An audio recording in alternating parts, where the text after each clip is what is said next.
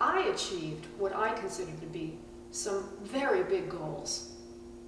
Straight A's in school, marriage for the first time in my life, over the age of 45, which most people would say was impossible to do. I also retired early from my job and obtained millionaire status.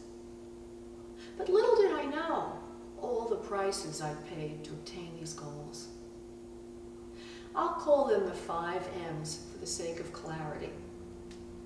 After I reached this pinnacle of perfection, as I thought, I started to realize all the things I lost, and also started to lose some things I didn't realize I was about to lose. The first thing I realized that I lost was myself.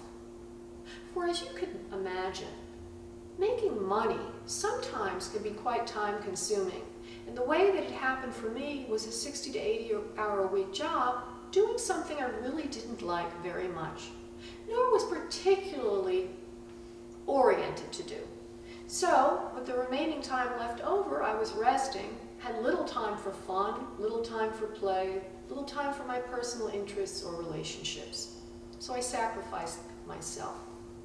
The second thing that I lost was my money. As soon as I obtained the money and started to work with it, the money started to dissipate. No matter where I invested it or how I invested it, I was always at the wrong place at the wrong time.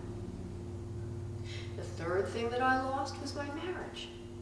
It seemed that what I thought was the man of my dreams turned out to be a man whose sole purpose in life was to control and dominate me.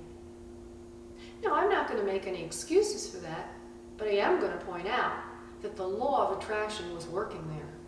For if you recall a moment ago, I told you I had lost a sense of identity in obtaining these goals.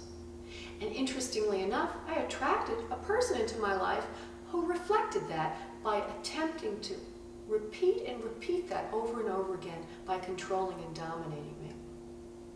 The fourth thing I lost was my ability to manifest. For as all these things were falling away around me, losing the money, my marriage in discord, no sense of identity, I attempted to manifest some of it back. But no matter how much I used a dream board, no matter how many times I affirmed it was different, no matter how much positive thinking I did, I could affect nothing. The fifth M I lost was my mother. As all of this turmoil was going on in my life, my mother's life was coming to an end. And when she finally did transition to spirit, I felt that my life was definitely coming to the end of the cycle. Now, what was I to do? Well, I did what any self-respecting spiritual medium would do. I prayed. I prayed and I prayed and I prayed, looking for an answer. And finally, out of the embers of that almost dead fire, came an idea. Why don't I try manifesting me? Manifesting my natural gifts and talents in service to others. Productive and lucrative service. And it was almost as if the moment I thought of that, the moment I affirmed it, the moment I put it on a vision board, it started to come into my life. I was led. I was led to an opportunity to use my intuitive gifts, which, by the way, were always there.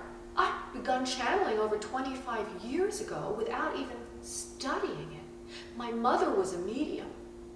But I had chosen to ignore that aspect of myself. But as soon as I acknowledged it, there it was. I was given opportunities, I was having lucky coincidences, and I was getting clients. And our business was beginning to blossom. Now, my business has grown so much that I like to give back to you. If you would like to sample miracle coaching, or perhaps win a session with me, I'd like you to enter my contest. Once a month, I offer the opportunity for you to win. Just follow the instructions on my website, lauramendelssohn.com, and you're in the contest. But remember, you have to be in to win. So go to lauramendelssohn.com.